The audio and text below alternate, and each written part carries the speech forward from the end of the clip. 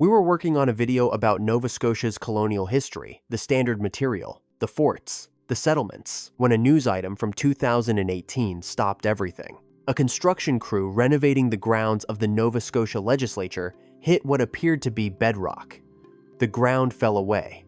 Below Province House was a stone chamber with a vaulted roof, a living room, underground. No door, no record on any map. Nobody went inside. The government confirmed there were no plans to investigate. One room. 12 structures followed. No expectation of a 400-pound stone that may be a 200. Year practical joke. No expectation of 4,000-year-old fish traps submerged since the 1920s, briefly visible for 4 months in 2005, and gone again. But the one that made this video necessary is number 1. An island. An underground system, 6 deaths, no answer. Subscribe if you want more discoveries like this. There is always another thread. Today we are counting down 12 ancient structures in Nova Scotia no one can explain. Number 12. The Yarmouth Runic Stone, Yarmouth County. A 400-pound block of quartzite sits in a small museum in Yarmouth, with 13 characters carved into one face. Dr. Richard Fletcher, a retired British Army surgeon, found it near a ferry dock on his property in 1812. It has since been interpreted as Viking, Japanese, Basque, and early Greek. The most popular Norse reading, Leif to Eric raises this monument, came from a man who turned out to have no credentials in Old Norse whatsoever. That translation became the standard interpretation for decades. Fletcher's own descendants believed he carved the stone himself, because he was, by their account, a practical joker. The Yarmouth County Museum takes no official position. The stone is free to see. It has been winning arguments since 1812. Number 11. The Hawk. Cape Sable Island, Shelburne County. Cape Sable Island is the southernmost inhabited island in Atlantic Canada. The road runs to the tip and stops. At that beach, wooden stakes with connecting pegs have been eroding out of the sand for years. Theories accumulated. Sheep pen, Viking fortification, salt extraction facility. A local woman noted that a salt extraction facility on famously foggy Cape Sable Island made little sense. There is no sun to evaporate anything. An archaeologist from Memorial University ran drone surveys and exploratory digs in 2018. Preliminary findings suggest a 17th or 18th century fishing stage, or wharf. Nothing confirmed. It has been eroding since before anyone thought to ask what it was. Number 10. The Birchtown Mysterious Mounds, Shelburne County. In 1783, 3,500 freed black loyalists arrived in Birchtown, people who had fought for the British during the American Revolution in exchange for freedom. At its founding, Birchtown was the largest free black settlement in British North America. Archaeological surveys, beginning in the early 1990s, led by Laird Niven, identified an unusual group of rock features near the community's center. They became known as the Mysterious Mounds. Work using GPS and remote sensing technology continued through 2001 and 2002. No one has established what they are. The community's own archives were largely destroyed in an arson attack in 2006. Nova Scotia tends to obsess over Viking stones and pirate treasure. These stones have not received the same attention. Number 9. The New Ross Castle Ruins, Lunenburg County. Here is the detail that pulls people in. The stone walls near New Ross do not follow the original colonial land survey boundaries. That is either evidence of pre-colonial construction, which would make them remarkable, or evidence that a 19th century farmer built on paths that were already there. Archaeologists from St. Mary's University concluded in a 2010 paper it was the latter, a farmstead belonging to William Ross, the settlement's founder. Getting there took decades of argument. In the 1970s, a local woman named Joan Hope claimed the walls were a pre-Columbian castle. Author Michael Bradley connected them in 1988 to the Knights Templar and Scottish Earl Henry Sinclair, who he placed in Nova Scotia in 1398, carrying the Holy Grail. The 5-sided enclosure appeared on a History Channel series. The ruins are now covered with soil. The site is private. The community's own website still lists Viking ruins as one of the possibilities. The same stones, 2 completely different histories. Number 8. Port Royal, Annapolis Royal, Annapolis County. In 1605, Samuel de Champlain designed the first sustained European settlement north of the Gulf of Mexico: a kitchen, a bakehouse, a chapel, a courtyard. The Order of Good Cheer, the first social club in North America, was founded here that winter to maintain morale. In 1613, an English privateer named Samuel Argall raided and burned it to the ground. What you can visit at Port Royal National Historic Site today is a 1939 reconstruction, built from Champlain's own drawings and descriptions. It stands on what scholars believe is approximately the location of the original. Continued excavations have uncovered foundations and artifacts, but the precise footprint of the 1605 structure has never been definitively confirmed. The building that predates Jamestown by 2 years, Plymouth Plantation by 15, is somewhere beneath the soil of Annapolis County. Every year, archaeologists get closer to where Champlain's walls stood. They have not reached them yet. Number 7. The Bedford Petroglyphs.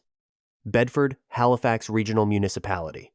You walk through a subdivision houses, driveways, recycling bins, and then you step onto a quartzite ridge and the neighborhood disappears. 2 images are carved into the rock face: an 8-pointed star, a humanoid figure, interpreted as the oldest male ancestor person in Mi'kmaq iconography. Every other known petroglyph in Atlantic Canada was carved with a metal tool, meaning after Europeans arrived with metal. These 2 were carved with stone. Royal Ontario Museum researcher Brian Molyneux confirmed the tool marks: uneven depth, pecked and abraded, consistent only with stone implements. That places the carvings before 1500 CE. How long before is unknown. The Mi'kmaq elders consulted confirmed the site's spiritual significance. They also confirmed they could not date the carvings. The site is 36 protected hectares inside a Halifax suburb. Most people drive past it without knowing. Number 6.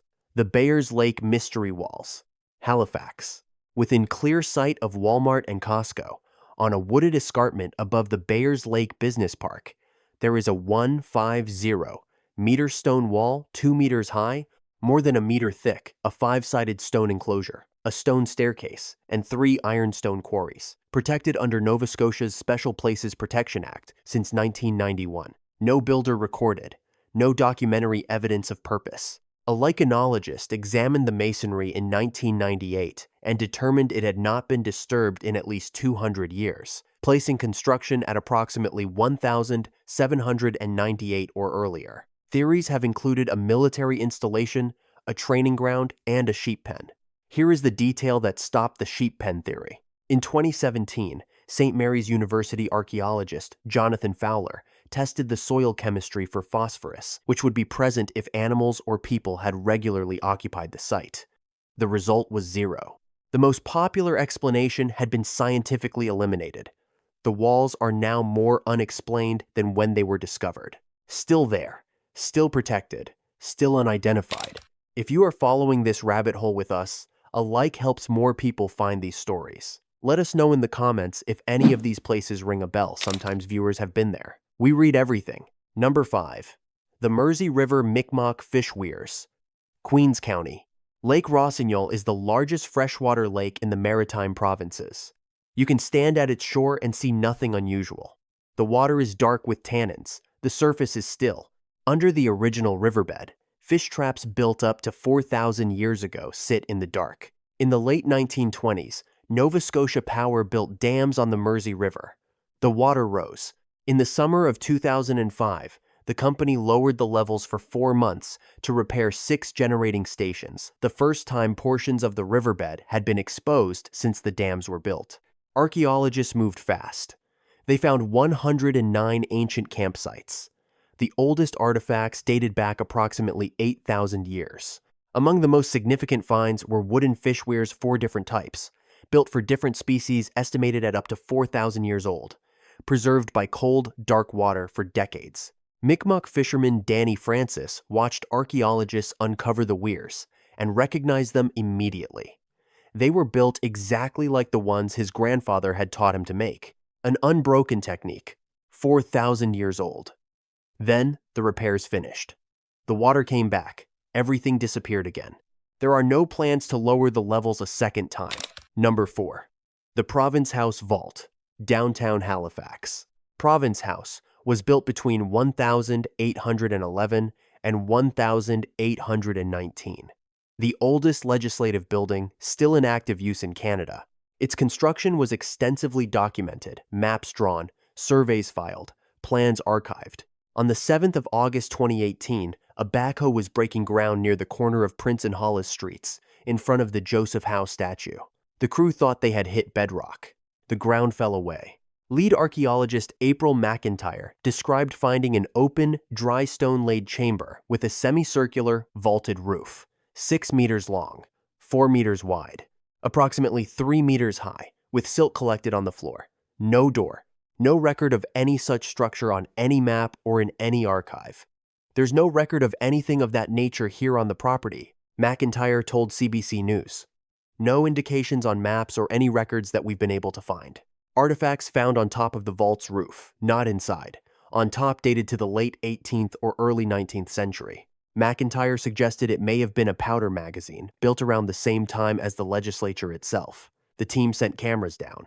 They could not enter safely. The chamber was sealed, the opening covered with cloth, the area filled with crushed stone. In January 2020, the Nova Scotia government confirmed there were no plans to investigate further. The vault remains sealed, intact, and unexplored beneath the front lawn of the province's legislature. Nobody has been inside.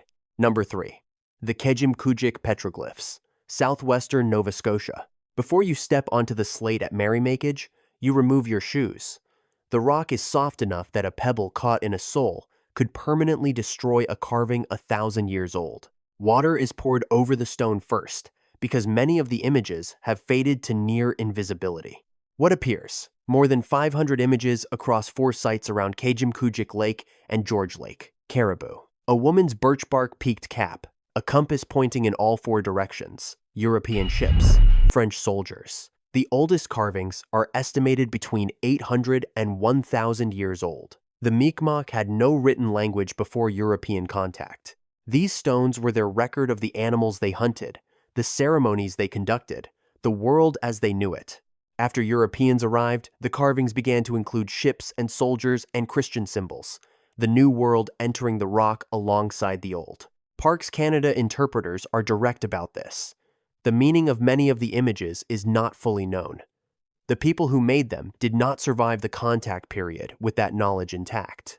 Every winter, the lake ice scrapes across the slate. The carvings get fainter. All but one of the 4 sites are closed to the public to slow the loss. George Creed first documented them in 1887. They were here for centuries before he arrived. We are still learning what they say. Number 2. The Debert Paleo-Indian National Historic Site, Colchester County. The last glacial ice retreated from Nova Scotia approximately 12,000 years ago. It left behind a flat, raw tundra, nothing like the province today. Caribou moved in enormous herds across the Cobequid Plain. Roughly 1,500 years after the ice cleared, people followed. The Debert site is the oldest and best recorded Paleo-Indian site in Atlantic Canada. Artifacts recovered from 22 acres of glacial ridges in Colchester County date to between 10,500 and 11,000 years ago. More than 4,500 stone tools, fluted spear points, knives, scrapers, consistent with the Clovis big game hunting tradition. Archaeologist George MacDonald interpreted the physical evidence as hearths and shallow pits, simple structures covered in hides, a winter hunting camp positioned to watch the caribou routes below. The people who built those camps are the distant ancestors of the Mi'kmaq. The site was discovered accidentally in 1948 by an agricultural worker on RCAF Station Debert, a military base built there in 1941. The bulldozers had arrived first. Full excavations ran in 1963 and 1964. The Debert site became a National Historic Site of Canada in 1972. Community-funded excavation work continues. When those hunters lit fires on that ridge in Colchester County, no human being had ever been farther northeast in the Americas. They were at the absolute end of the known world. Number 1. Oak Island, Mahone Bay, Lunenburg County. You cross the causeway from the mainland on a still morning. The island is forested 140 acres, surrounded by hundreds of smaller islands in the bay. The water is gray-green. The tree line ends where the earth has been opened. over 2 centuries of searching, into something between a construction site and an excavation. Heavy equipment, ground-penetrating radar, deep cuts in the ground, then the forest again, unchanged and quiet at the edges. Someone built something under this island. They did it before 1795, when a teenager named Daniel McGinnis found a circular depression in the ground and began digging with 2 friends. At 2 feet, flagstones sourced from the Gold River, several miles away. At 10 feet, oak log platforms. At 20 and 30 feet, more platforms at regular intervals. At 40, 50, and 60 feet, layers of charcoal, putty, and coconut fiber. Coconut fiber. More than 1,500 kilometers from the nearest coconut tree. Carbon dated to approximately 1260 to 1400 CE. The structure resisted. When digging approached a certain depth, the shaft flooded. Investigation at Smith's Cove, on the eastern shore, found the reason. An elaborate network of finger drains lined with coconut fiber and eelgrass, channeling seawater into the money pit whenever excavation reached the right level. A hydraulic booby trap. Someone designed it. Someone built it, using materials brought from at least 1,500 kilometers away, for a purpose that has never been established. Artifacts have been recovered. A garnet brooch from the early 1500s, a Spanish Maravidi coin from the 1600s, more than a century before the pit's first recorded discovery in 1795. A lead cross, with material testing consistent with southern France, dated to the 1300s or 1400s. A stone reportedly found at approximately 80 to 90 feet depth bore an inscription that one early investigator translated as 40 feet below 2 million pounds are buried. The stone was later used as a fireplace back. Then it disappeared. No photograph exists. That translation is reported legend only. 6 people have died on Oak Island since 1861, all in accidents tied to the search. Franklin D. Roosevelt followed the island's progress as a young man through his father's Nova Scotia business connections. The province retains a 10% claim on any treasure recovered under the Heritage Property Act. Active excavations continue under Oak Island Tours Incorporated. No verified treasure has ever been extracted. The most grounded published theory holds that the money pit is the remnant of 18th century tar kilns, and the flooding is ordinary geology, and there is nothing down there to find. That theory exists. It has not persuaded the people who have spent 225 years trying to reach the bottom. There are more threads. There always are. Of everything here, the Debert site stays with us hunters 11,000 years ago at the northeastern edge of the inhabited world, making camp on a ridge in Colchester County. Everything else on this list came after that. Which entry surprised you most? And which thread should we follow next? Let us know in the comments. Subscribe, and we will keep pulling.